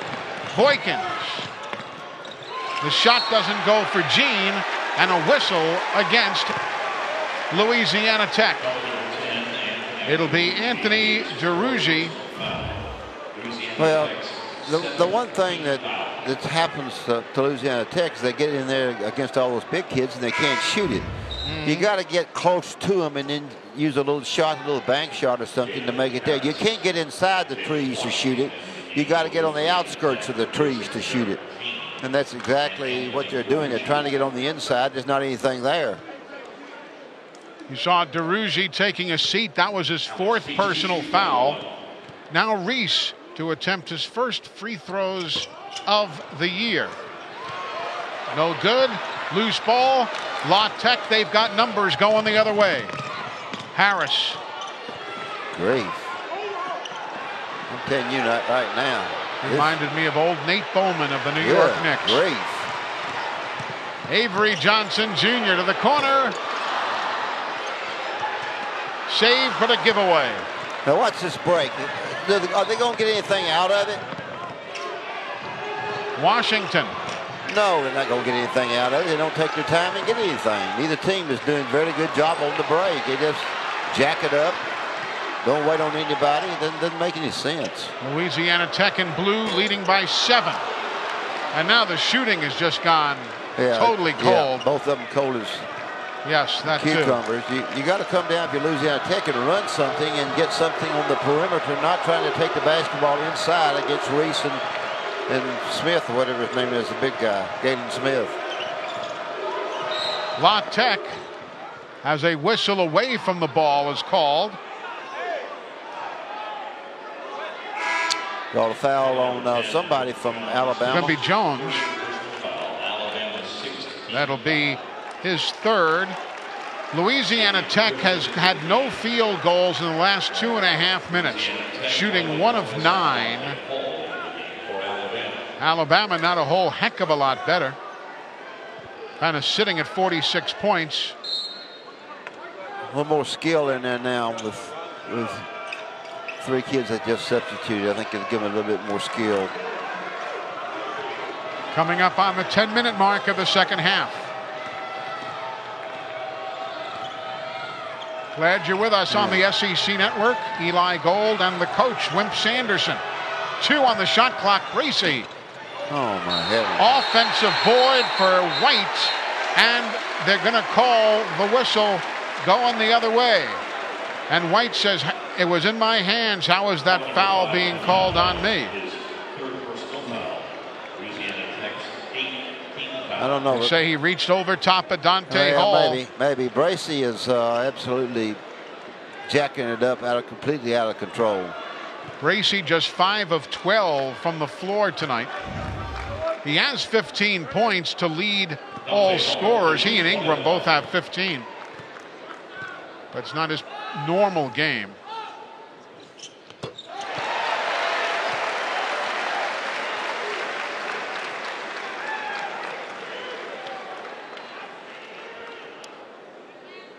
Well, here's Dante Hall.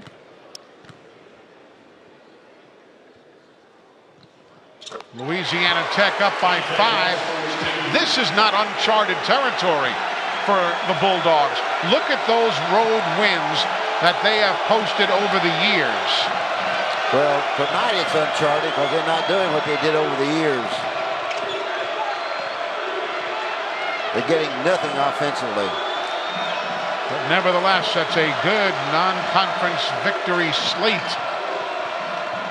8 on the shot clock. Rejected inside. Breakout to Sexton for 2. It's a 3-point Louisiana Tech lead. Bracy's going to catch on one of these days, and he can't do what he's trying to do against these big kids. And a timeout taken by Coach Conkle.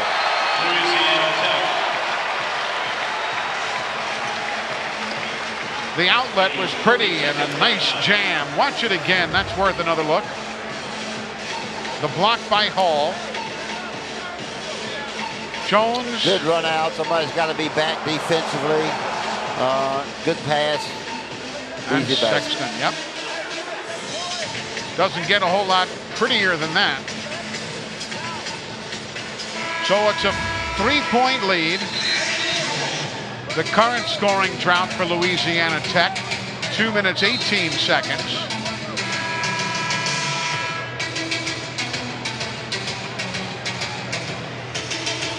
That was only his 3rd field goal of the night for Sexton. He is 3 of 13. We told you moments ago, 2 of 12. Now 3 of 13, gets to double figures. He's got 10 points all told.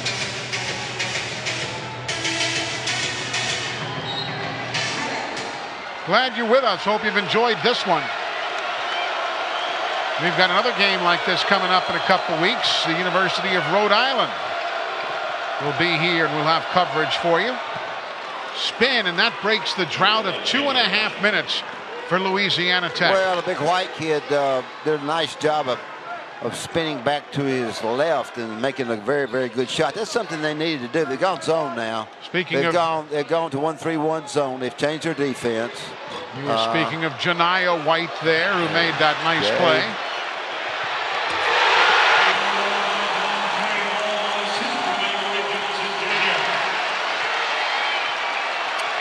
And now we've got still a 3-point game. The clock down to 8.5 remaining. Nice underneath move, and the follow-up won't go. But he gets his own rebound. Goaltending call. Count it. Count it for Janiah White. Good rebound, good shot in there. We'll see if they stay zone. 1-3-1, that's what they're going to play. That's actually a 1-1-3, but they're going to play. They're going to trap them some, but they're going to play zone. I think zone's the way to play right here, right now. They can't defend the dribbler very well, so that's not a bad move at all. Avery Johnson Jr., no. Here's Christian. And they're going to reset the offense. This is smart here. Use some clock. You may not agree. Yeah, I do agree. If you get out of Bracy's hands. 5 on the shot clock. Nice lean out, and Harris off the window for 2. See if they go back zone. I think zone probably was a good move for Tech to come back here and try to stop the dribbler a little bit. Of course, that was a joke there. That was a little Matador defense. Yeah, there wasn't any zone there at all. Colin Sexton went flying by. Sexton so quick with the basketball. Nice play. Nice move. And there's a foul on Jones. And that's going to be his 4th. Nobody in this building like that, particularly Avery Johnson. So we've got a timeout. Dante Hall showing some muscle inside moments ago. But we've got ourselves a tight one late.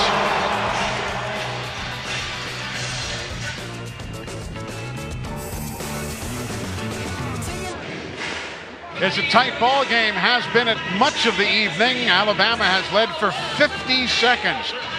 Louisiana Tech has led for 31 minutes and 21 seconds. Glad you're with us, Eli Gold and Wimp Sanderson. It's remarkable here of late. Whenever Alabama gets close, all of a sudden La Tech shoots ahead again. Well, Alabama's gotten back in the game by a little bit more pressure defense, making them turn it over a little bit. Louisiana Tech has helped Alabama some by shooting some questionable shots. So Alabama's back in it from that 10-11 point deficit they had. They've cut it to 4-5. 3-point shooting not sparkling. Heavy rebound numbers, heavy turnover numbers. 16-11.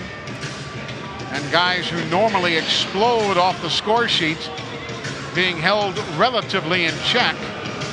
Petty started tonight, but has only played 19 minutes for Alabama. Has 2 points. 1 of 3 from the floor, nothing of 2 from Treyland. Never had tried a free throw. Shot doesn't go, and here comes Alabama the other way. Let's check the defense and see what it is. It's 1-3-1. 1-3-1 look. Right. Yep. Inside 7 minutes remaining.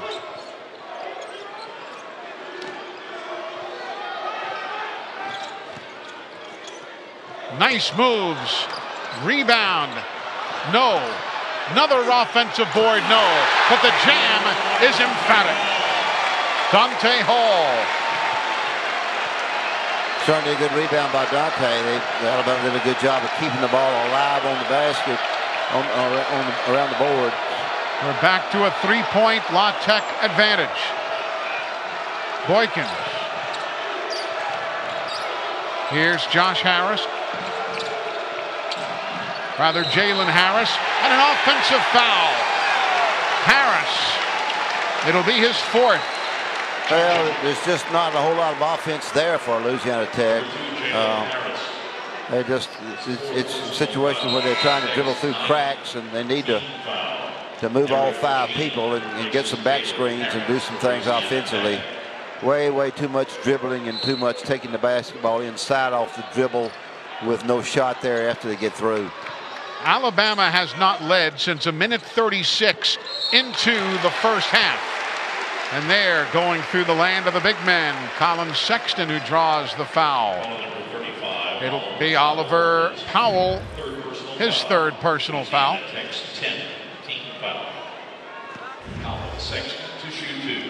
So Sexton shooting the pair.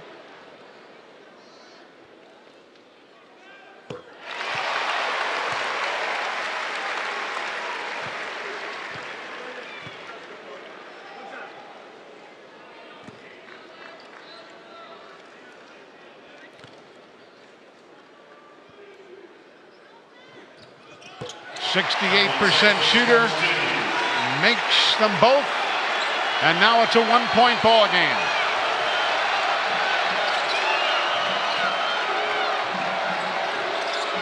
Again, of late, whenever this situation arises, next thing you know, Louisiana Tech is up again by 7. Tech's got to have some offense. They got to have some screening and some jump shots. Turnover. Bracey's absolutely killing them. Dejon Ingram and a whistle going to the basket. He is absolutely killing them. He's turned it over, shot bad shots. It's not been good. Foul on Washington will be his 2nd. If Dejon Ingram hits the pair, it'll give Alabama their first lead since 1:36 into the opening half.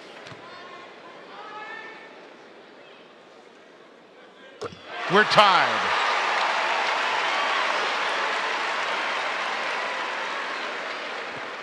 That's the 3rd time tonight this game has been tied. And now Alabama to try and take the lead. Which they do. So the first lead for Bama since 1:36 into the ball game. We're now 5:33 remaining in the game. Coast to coast, give me the lead back, says Bracey. Nice defense by Boykins to not commit a foul as Sexton went by. And there's a foul on the offensive variety, a clearing out call on Sexton. Wow. Well, he used his arm a little bit there to clear out the defense, and official was right on top of it and called it. I couldn't tell much about it, but the foul was called. 2-2-1 press. Alabama likes to do this after free throws. They're actually going man press is what they're doing now. Turnovers 17 for Louisiana Tech, 13. Should be 17 for Alabama, 13 for Louisiana Tech. Leaning off the glass, Daquan Bracey. Two good entries for Bracey after the struggles. He certainly made 2 good shots. As much as I've criticized him, I need to give him some credit. Jean and a blocking foul. Defense got there after he was in the air. The defense got there late. So and that's going to be 5 on Jones. And still on the hardwood is Derek Jean, the junior from Miami. But that's going to do it for Jones. 6 points and 5 rebounds for him tonight as he fouls out.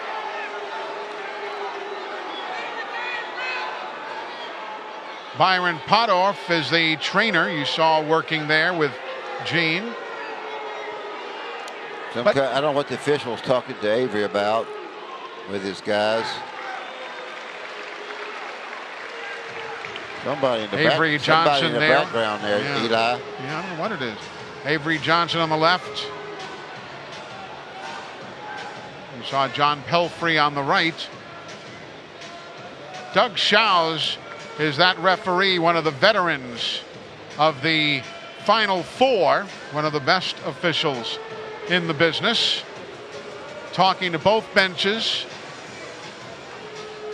Again, Bama does have a man fouled out. Herbert Jones.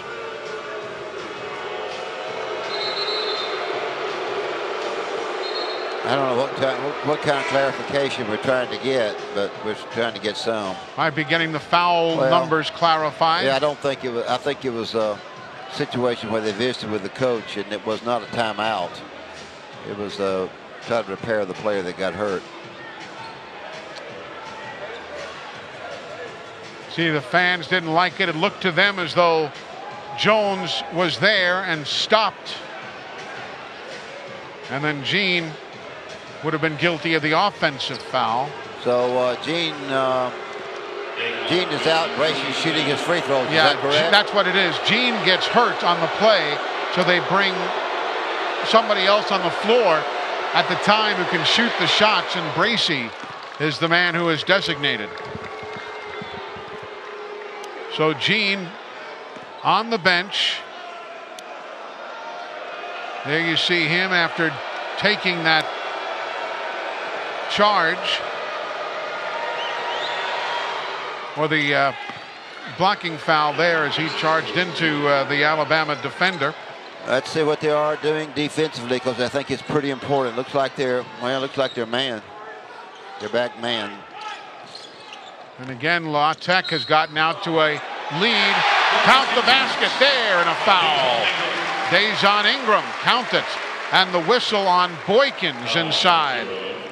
They have a very difficult time defending the dribble. Everybody does. Defending the dribbler is a hard situation in basketball. You've got to move your feet, and it's something that you have to work on every day in practice. Defend the dribbler, because if you don't defend the dribbler, then not only does it give him an opportunity to score, but it gives him an opportunity to really get the basketball to the big people inside, as well as to the three-point shooters. And we've got a 2-point game with 4.5 remaining. Louisiana Tech has led by 11.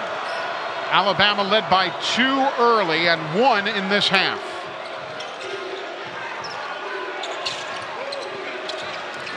Bracey. And the really nice dunk play by Washington. What very a pretty nice dish. Play, but he didn't shoot it. He kicked it off to the open guy, and there's a difference. And that was absolutely terrific. It looked like the Bama defenders ran into each other on that play. We'll check that video again in a minute. That's what I'm talking about, containing the dribbler. He didn't contain the dribbler, and he scored. Sexton dishes, and I'll see your dunk and raise you a jam. And we've got the timeout. But Washington, Jalen Washington from Smyrna, Tennessee, taking advantage of right there. You saw the two defenders hit each other, count it, and we've got a 2-point game late.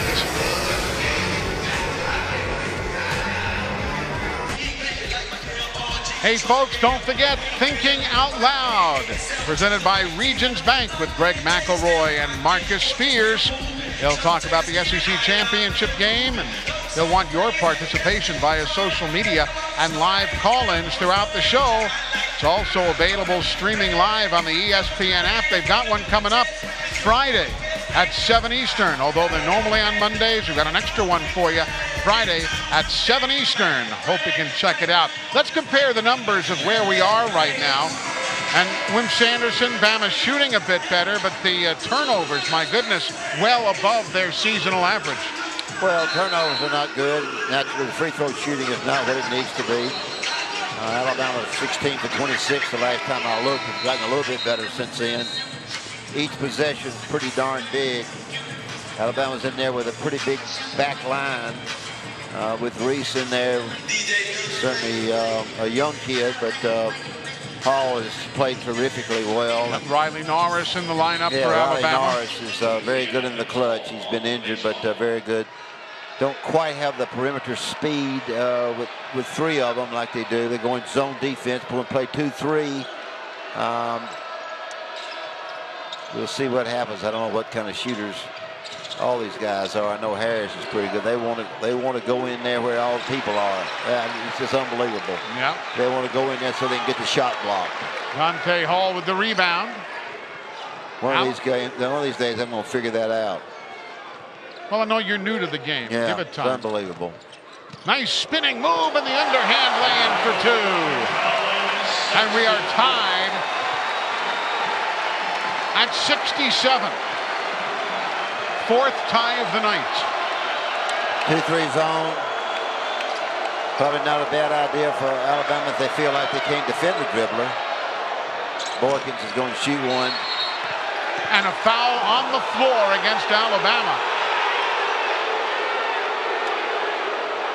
Dejon Ingram with the second.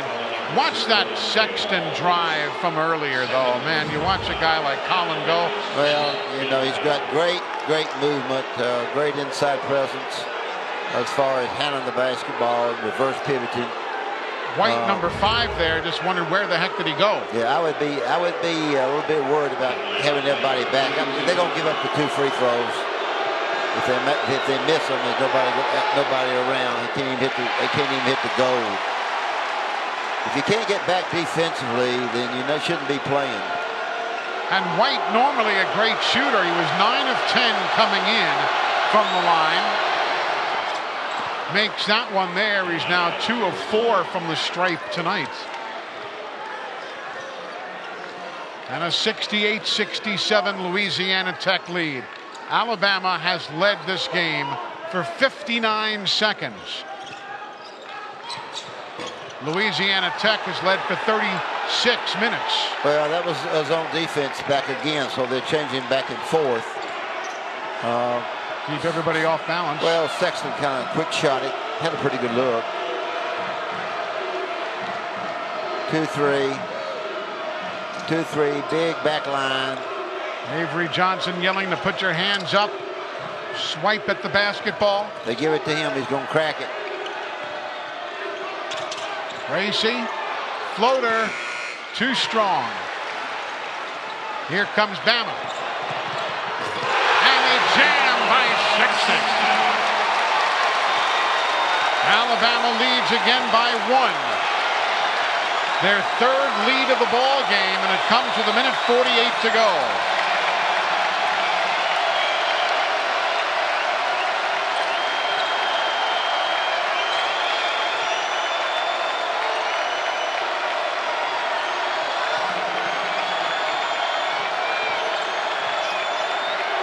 .90 seconds remaining. And the finger roll for Jalen Harris.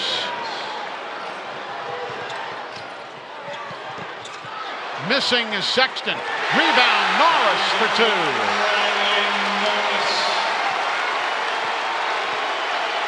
Not a soul is sitting. Only the players on the La Tech bench. Everybody else in the building standing. I think silence by me is the best way to call this game. You can certainly see what's going to take place. Inside a minute to go. And a turnover against Louisiana Tech.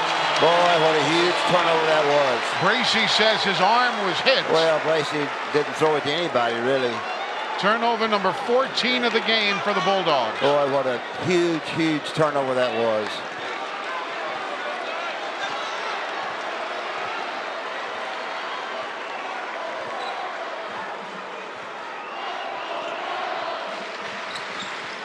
Ingram, 40 seconds in the game, 15 on the shot clock.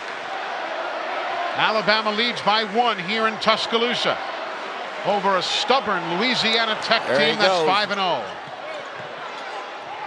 Block and the foul.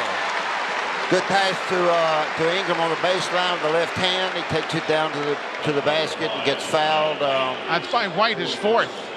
He has not been a great free throw shooter tonight, but he's capabilities of making these.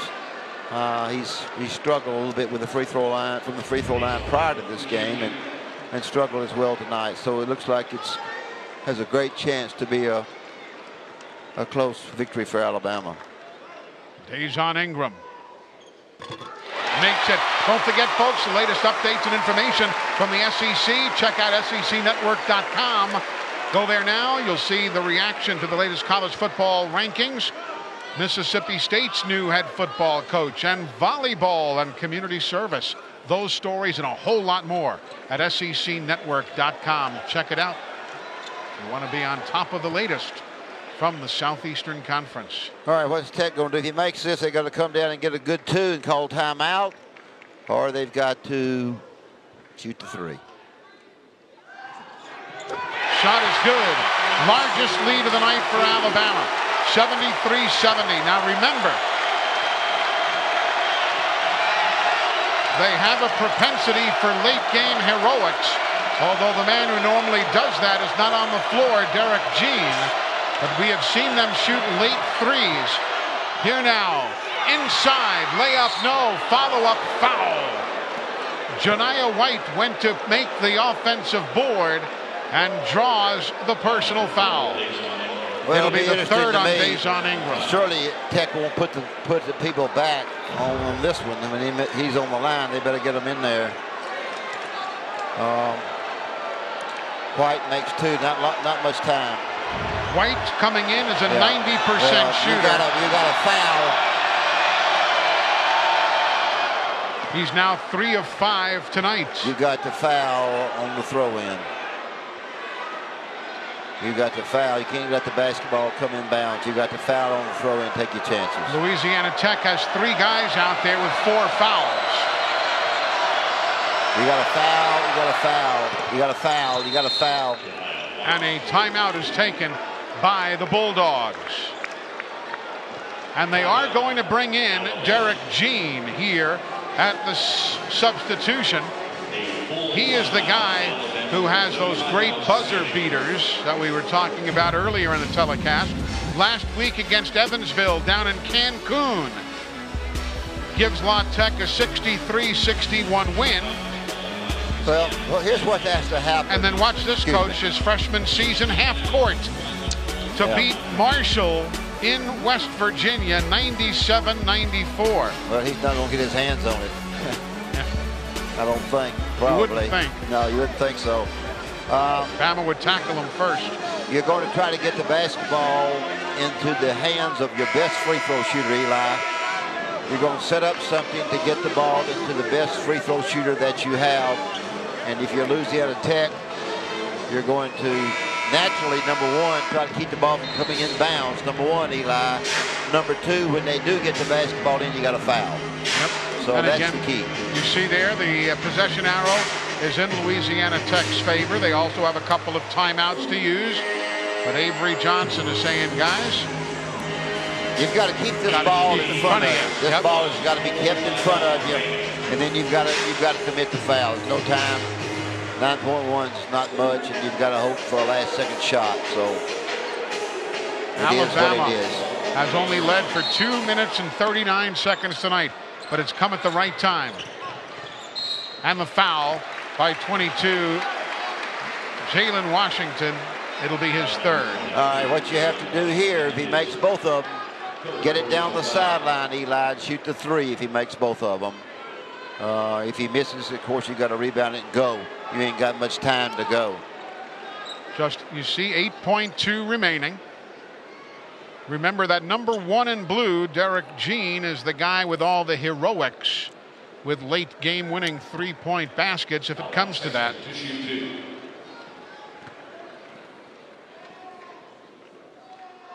Sexton hits the first. 19 points for Sexton. The first pass in bounds, Eli, has to be long. It has to be somewhere in the neighborhood of mid-court in order to start the clock then. And to get the shot off at the other end, if it's going to be a 3-point shot to tie it, you've got to get the basketball down the floor on the first pass, Eli. And he makes it both. 3-point lead. Well, they got a shot at it then. 7.5, 6.5, 5 seconds. Shot no good. Rebound put back. Timeout La Tech with 2 seconds to go.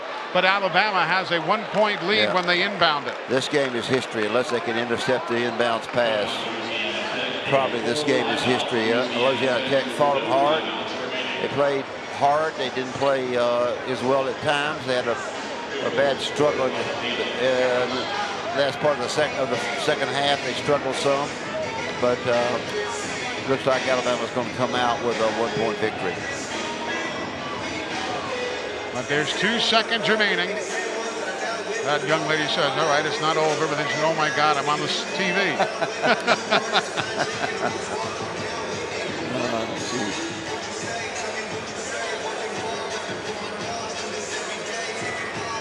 Well, it's been a fun one tonight. Yep, the only thing you can hope for is to intercept the inbounds pass and score. Everybody's in the double bonus, obviously, at this stage of the day.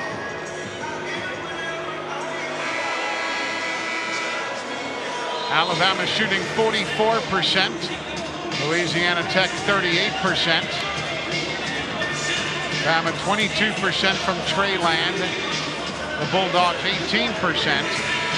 Bama 71% from the free throw line. Louisiana Tech 73%. Turnovers, Bama 18, La Tech 14. Here we go. Final 2 seconds of a 1-point game.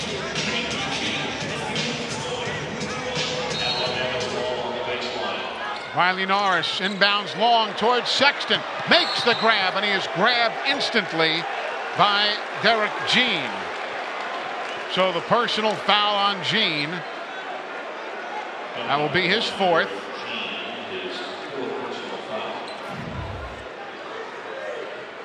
Good inbounds pass by Norris, Coach. Yeah, it was a good pass. Breakaway. A little bit dangerous, but yes, good breakaway pass because, of course, Sexton's so fast. Alabama's not going to the free throw line, which is smart. They're not going to beat you with 1.6 unless they throw the long pass, and you can prevent that by not putting anybody on the line. Shooting the pair now is Colin Sexton.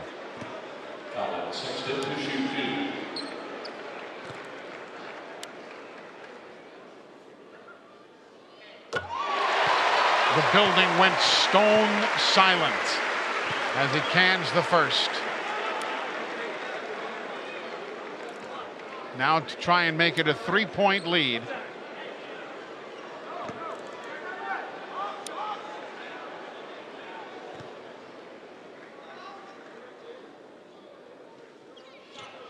Which he does. Now the only chance La Tech has is the inbounds and a long tray.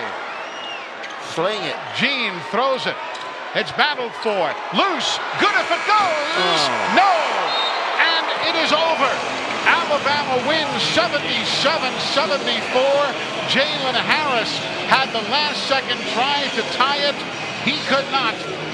My goodness, what a ball game. It was a darn good pass from out of bounds, certainly, and a good tip there for give them the opportunity to shoot it and make it. So I thought they played the 1.6 on there as good as they could play it. It was quite the game tonight as the Crimson Tide now improves to 6 up and 1 down, while Louisiana Tech drops to 5 and 1. Watch that last-ditch effort again. It was a very, very good last-ditch effort. They threw that thing 94 feet, got the shot off. Just didn't quite go. Just couldn't go. So this one's in the books. Haven't met for 12 years. But tonight it was worth waiting for as Alabama posts the victory by a final of 77-74. Hope you've enjoyed our coverage here tonight from Tuscaloosa. For Wimp Sanderson and Rebecca Nesbitt, I'm Eli Gold saying so long from Tuscaloosa. Final score, Alabama 77, Louisiana Tech 74. Our next broadcast from here in Tuscaloosa on the SEC Network will be men's basketball on December 6th as Rhode Island takes on Alabama. To watch this entire game on replay as well as other games on our family of ESPN networks, download the ESPN app.